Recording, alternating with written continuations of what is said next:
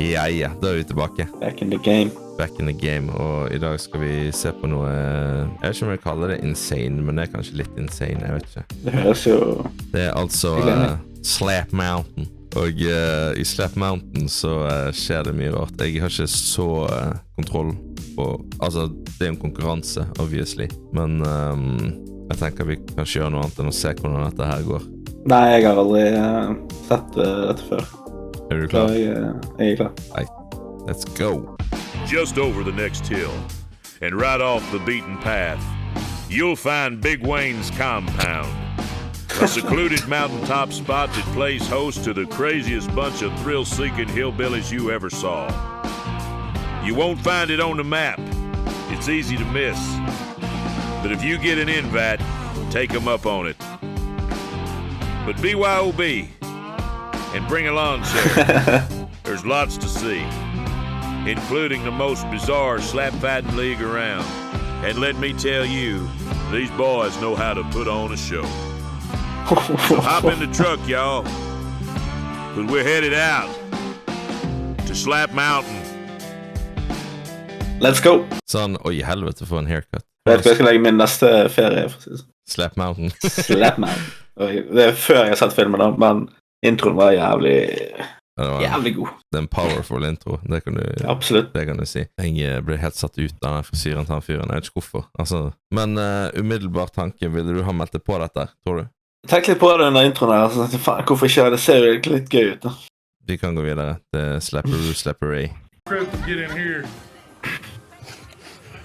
Mr. Crystal. Cream pie? Ja. Cream pie. Cream pie Åkerlund. Det kanskje heter cream pie. Ja, det er sykt nå. First round, you got the hardcore hillbilly in the slap fight competition. This is a big bad boy from Rome, Turn, West Virginia. What do you got to say about this match tonight? Hardcore hillbilly, more like hardcore sissy. I'm gonna smack the f***ing taste out of his f***ing mouth.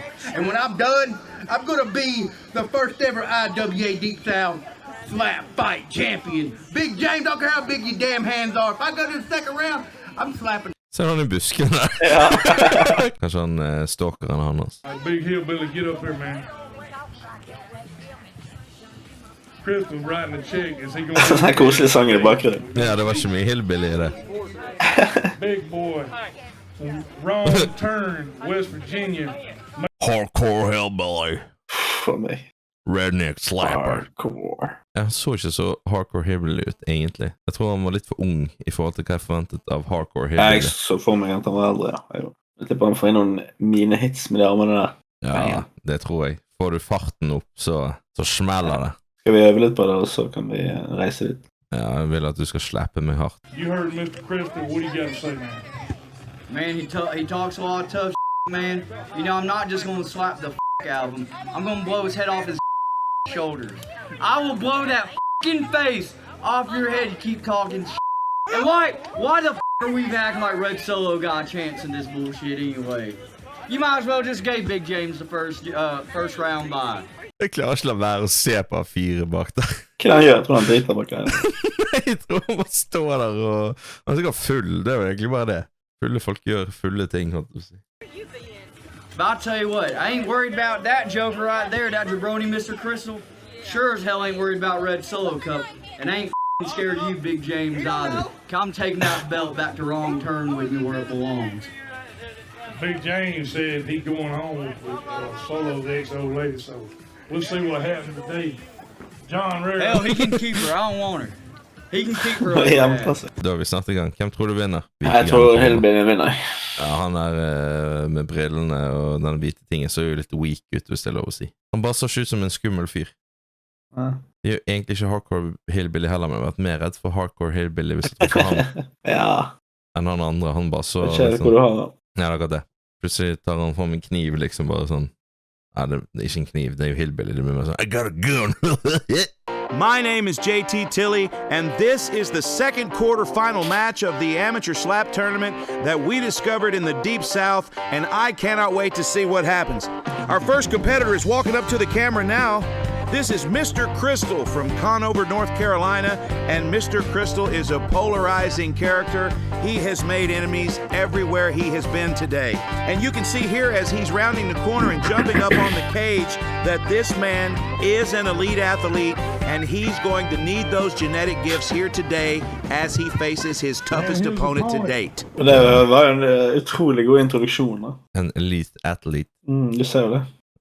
Det ser virkelig sånn ut. Men da skal vi se motstandere. Vi vet hvem vi skal kjempe mot. Vi håper han får en like god introduksjon. And his opponent comes all the way from Wrong Turn, West Virginia, 320 pounds. Stepping out of the tree line now, it's the hardcore hillbilly. The hillbilly is the tournament dark horse, and you can tell by the look on his face that he means business. He has been repeatedly disrespected today by Mr. Crystal, and this is his opportunity to show Mr. Crystal who's the boss. Stepping up into the ring now, the hardcore hillbilly, folks. And just as soon as he steps into the ring, there's Mr. Crystal with his middle finger up in the air. Unbelievable. Han ikke like god, synes jeg. Nei, men han virker som en rookie da, kanskje. He got disrespected by Mr. Crystal, and now we're gonna take him down. Jeg vedder på hardcore hillbilly. Jeg tror det, ja. Mr. Crystal. Det fair play. Han litt for tøff, Han går hardt ut da. Han kommer til å få bank, tror jeg. Ja, jeg på hillbilly. Ja, jeg også. I hvert fall når du ser sånn oppførsel så det Ja, det Jeg hører ikke hjemme I sporten. All right, the official with the coin toss.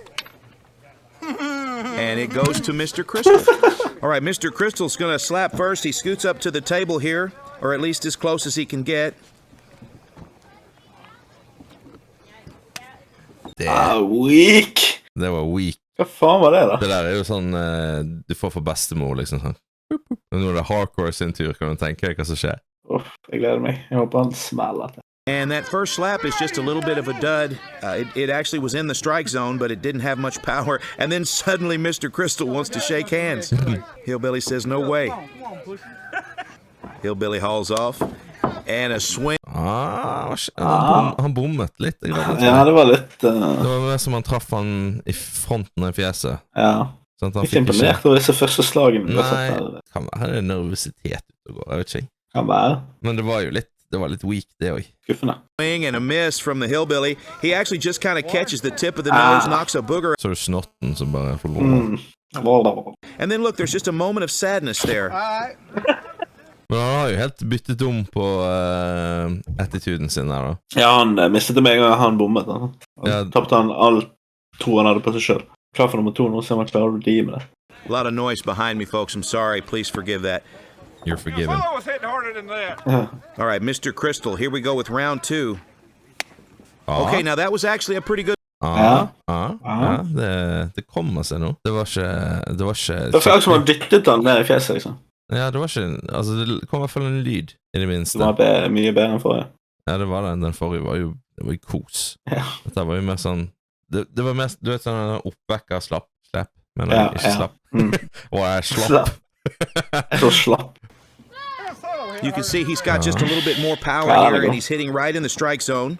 That's a good sign. Here we go. Hardcore hillbilly. I have to say, I do not think... Jeg synes han traff godt. Men det var en bedre slapp. Mye bedre enn det som var tittel. Nå blir det spennende. There's an awful lot of noise behind me here in the tree line, and it looks like they're going to ask these folks to leave. We've got a husband and a wife that are having some sort of an animated discussion here. I'm so sorry. Okay, here we go. Round 3. Ooh. Another great slap by Mr. Crystal. He's actually doing really well here. And you can see the intensity on his face. Så det jo sånn der karate-chop. Det mangler liksom bare at han går ned I nakken der. Come on! What I thought! Nå får han litt mer entusiastisk igjen, tror jeg. Ja. Han tilbake energien. Ja, får vi se om det holder eller ikke. Okay, Mr. Crystal having some words here with his wife. Okay, and another swing and a miss. Han så fornøyd ut av at han bommet. Ja. For det var en bom. Det var et dårlig slapp. Det var dårlig. Jeg tror han fyren der bruker for mye energi på å være sur nå. Det kan være, ja. Sant? Altså, Klarer ikke fokusere. Han mistet det til å begynne med, og så klarte han å sanke seg inn igjen når noen på toppen igjen, eller høy på pæren igjen. Ja, han med I spillet. Just barely catches him, just the tip. In a 20-round fight, this is not good. I would say that right now Mr. Crystal does have the edge if the hillbilly cannot find his mark before the end of this fight. And another good slap from Mr. Crystal. Men han tilrettelegger jo for han, ser du det? Han bøyer seg ned, lener seg fram. Han andre jo litt sånn redd og bare står litt lenger bak. Han litt feig. Men det var jo mer en bitch-slap dette her da. Ja, altså, det hørtes hardt ut, men jeg vet ikke. Det så ikke så hardt ut, men det jo ofte litt sånn, jeg tror hvis noen har slappet deg I trynet, og så noen filmet det I slow motion, så har det ikke sett så intenst ut som det kanskje... Det så høres ut. Ja, og føles. Ja. Jeg vet ikke. De jo røde I trynet, liksom, så de må jo... Ja, men de har jo slått noen ganger I nebben. Ja, så det jo noe kraft I det. Okay, the hillbilly finds his mark. Whoa. We've got a knockout, folks. Helvete! Det var... Wow! Tror du... Det bare ser reprisen på. Han bare, nei, jeg ferdig. Ja, men... Kan man bli sleppet så hardt, altså? Tydeligvis. Han falt jo. Jesus. Knockout I en slappekonkurranse. Kan du tro det? Nei, jeg tror ikke han kommer. Okay, I'm told there's a disturbance in the parking lot. I guess after they were... Ja, kanskje. Du så, han dro jo armen, altså han gikk jo veldig langt bak. Ja. Hvis du skjønner, det var jo sikkert på randen til, altså hadde han hatt en knytteneve, liksom. Ja. Det var jo fart I den. Aui. Det var fart I den. Okay, I'm told there's a disturbance in Det var jo en skikkelig boom. the parking lot. I guess after they were ejected from the event, this guy and his wife are having some sort of car issues. There's some sort of a meltdown going on, and I'm told we have a video. So let's roll that video here. Hold on! Leave me alone! I'll kill you, whore! You keep on! Bitch, I kill I'm gonna knock you out, Alan. I swear to God. You better be glad I ain't got a gun, because I will shoot you right between the mother Get the shooting then, bitch. Going out, bitch, I'm ready to die. Hva skjedde der da? I'm ready to die. Nei, vi får lage vårt eget Red Solo Cup. Nei, det var det ikke det jeg skulle si. Slap Mountain. Slap Mountain serie. Kan vi gjøre?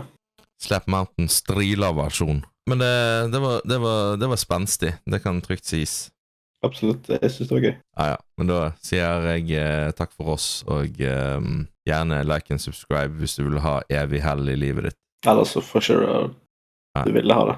Det blir uhell I livet ditt hvis du ikke subscriber. Det ikke vår feil. Ja, ha det! Ha det.